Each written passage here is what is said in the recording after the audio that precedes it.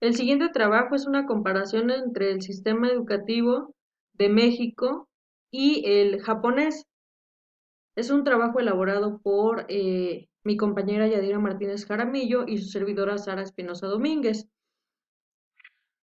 Esto en la materia de formación del profesorado impartida por el doctor Francisco Ernesto Ramas en el Centro de Estudios Superiores en Educación. Iniciamos. Bueno, hablemos un poco sobre los artículos en México y en Japón que hablan sobre educación. En México tenemos el artículo tercero constitucional donde dice que toda persona tiene derecho a la educación y el Estado, es decir, la Federación, cada uno de los estados, la Ciudad de México y los municipios deben de impartir y garantizar la educación inicial, preescolar, primaria, secundaria, media superior y superior. Eso es lo que dice el artículo tercero constitucional. Bueno, eso en México. Ahora en Japón, ellos tienen el artículo 26 de su constitución japonesa, donde dice que todos los ciudadanos tendrán derecho de recibir igual educación en concordancia con su capacidad. Fíjense, aquí habla, Japón habla de las capacidades, según lo dispongan las leyes. Todos los ciudadanos están obligados a que los niños y niñas que se encuentren bajo su protección reciban la educación. Ustedes se dan cuenta, aquí comienza pues a meter un poco más la parte de los adultos, ¿sí? ¿Qué papel juega el adulto en la educación en Japón, ¿sí? Para que de esta manera, pues el Estado está obligado a impartirla, pero también constitucionalmente incluyen al adulto para que, pues para que esa educación se lleve a cabo de manera efectiva y sea obligatoria. Vamos a revisar algunas características del sistema educativo japonés. Una de las principales características es la educación relajada, que consiste en reducir las horas lectivas. Esta educación relajada también ofrece clases optativas para desarrollar su aprendizaje y manejan actividades extracurriculares como clubes deportivos y culturales dentro de las instituciones. La distribución de las etapas de formación en el sistema educativo japonés eh, son las siguientes: preescolar, la etapa primaria y una etapa de secundaria. Lo que más llama la atención en la etapa de secundaria es que los estudiantes llevan una materia denominada economía doméstica. Eh, Japón como país se ubica en los mejores lugares de acuerdo a los resultados en pruebas internacionales como TIMSS o PISA. También se encontró que el 99% de su población sabe leer, escribir y operaciones matemáticas. Bueno, bueno, y aquí tenemos unas características semejantes y algunas otras diferentes, ¿sí? El currículum en el sistema educativo mexicano, pues se lleva de manera continua en cambios y ajustes realizadas por la autoridad educativa federal en turno, ¿sí? Que cambia cada 6 años con el nuevo gobierno que pues toma protesta y que se encuentra al mando en nuestro país. Y entonces no hay como una evaluación viable que permita precisamente valorar los avances o no que se han tenido en cuestiones de políticas educativas.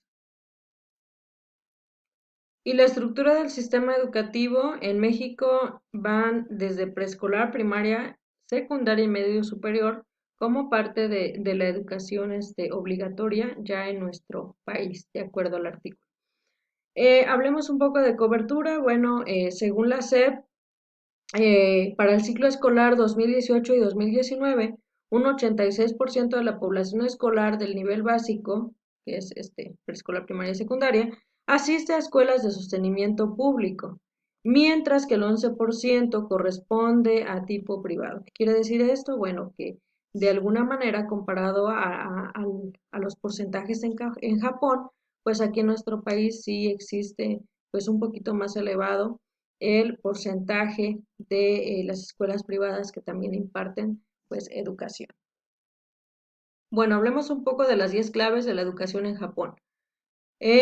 Si ustedes se dan cuenta, su educación está estrechamente ligada a la idiosincrasia cultural, es decir, a la forma de pensar de los japoneses y a la meritocracia, que bueno, a todo trabajo una recompensa, ¿sí? A continuación vamos a leer las siguientes 10 claves, ¿sí? Que se desarrollan, por ejemplo, en Japón en su sistema educativo. Primero, su currículum. El currículum en Japón se establece a nivel nacional y a menos que haya alguna necesidad especial, entonces es que las líneas cambian y los objetivos también, así como los contenidos. Número dos, la legislación educativa es muy estable y duradera. Es más prolongada, entonces se valora el impacto que tiene. Contraste al sistema educativo mexicano, que bueno, cada 6 años se va reformando por ahí y entonces pues ellos tienen más posibilidad de valorar el impacto de su educación pues a largo plazo. Número tres, la educación es obligatoria, pública y gratuita y los niños comienzan el colegio desde los 6 años y el 95% continúa hasta los 18 años, ¿sí? Los libros de texto que se distribuyen allá también son gratuitos por el Estado y bueno, el número tres, hay asignaturas y también formación en valores. Se considera esencial que los alumnos desarrollen una conducta cooperativa, disciplina de grupo y respeto a las normas. Sí, eso tiene que ver con idiosincrasia. Número 5. El esfuerzo es esencial y la competitividad es alta. Se considera que el éxito no depende de habilidades o la inteligencia, sino que se consigue con el esfuerzo. Eso tiene que ver con la meritocracia. Deben de merecerlo, deben de esforzarse para poder obtener. Número 6. Se forma la habilidad para resolver problemas. La base fundamental del currículum educativo es que los alumnos dominen la resolución de problemas y situaciones por sí mismos, es decir, son más autónomos. Número 7. En el colegio no solo se estudia, que se aprende también. En el colegio también se aprenden a ser cooperativos, se aprenden a organizar, a participar en actividades complementarias que de alguna manera ayuden a que ellos pues sean capaces de dar antes que recibir, es decir, la constante cooperación. Número 9. Los maestros son muy respetados y están muy preparados. Solo acceden a la docencia los mejores y el ministerio les exige una formación continua, que se estén preparando continuamente. Sí, eso es lo que sucede con los docentes en Japón. Y por último, número 10, educar es trabajo de todos. Es un punto muy interesante porque la educación va más allá del aula, ¿sí? De hecho, los alumnos que destacan dentro del aula tienen la obligación o el deber de ayudar a los compañeros con menor rendimiento. Y bueno, en casa, los padres también tienen esa responsabilidad y ese deber social de apoyar la educación de sus hijos. Revisaremos un poco de las características de los docentes japoneses. Encontramos que la docencia en Japón es una de las mejores pagadas, por lo que hay muchos solicitantes y solamente ganan los mejores. Los profesores japoneses están muy preparados y cada 10 años el gobierno realiza a través de un examen la renovación de su certificado educativo.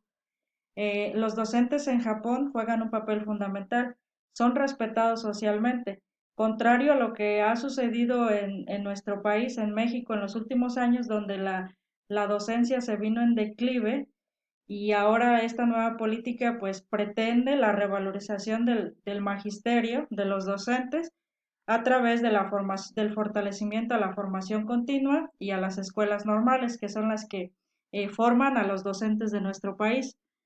En Japón, los docentes son muy bien remunerados, se encuentran en constante formación y sus horarios se extienden en actividades extraescolares. Se extienden por la importancia que Japón le da a los clubes y a las actividades culturales.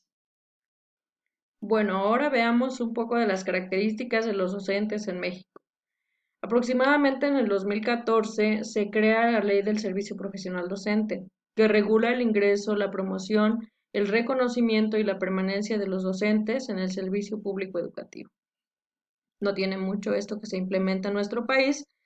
Y en la actualidad, para ingresar a este servicio es necesario participar en un concurso, se le llama concurso de oposición, en el cual pueden tomar parte tanto egresados de normales como otras instituciones de educación superior. La formación continua de docentes de educación básica se ha impartido primordialmente, pues mediante cursos, en la mayoría ofrecidos por 534 centros de maestros que se encuentran en nuestro país y sus 40 extensiones. ¿Sí? No tiene mucho que eso se acaba de implementar en México. De hecho, pues las escuelas normales anteriormente y en la actualidad formaban a los maestros, pero se les asignaba una plaza, pues de acuerdo a cada estado está obligado a dar una plaza a los maestros. Sin embargo, bueno, como ya dije en el 2014, pues esto cambia y se crea la ley del servicio profesional docente, pues con el fin de ingresar a maestros mejor capacitados. Y bueno, pues ahí está la comparación. Y ya por último, nada más, sería importante preguntarnos qué tanto impacta la formación del profesorado en los resultados del sistema educativo, ¿sí? Y qué elementos determinan dichos resultados, es decir, ¿es únicamente cuestión de la formación del profesorado o hay algunos otros elementos que también determinan de manera positiva o negativa la educación en un país? Y bueno, para una mejor educación es necesario hacernos determinados planteamientos para revalorar qué se está haciendo de manera correcta y qué habría que volver a replantear y volver a retomar para una mejor, este, pues para llevar a este país a una mejor educación. Por su atención, gracias.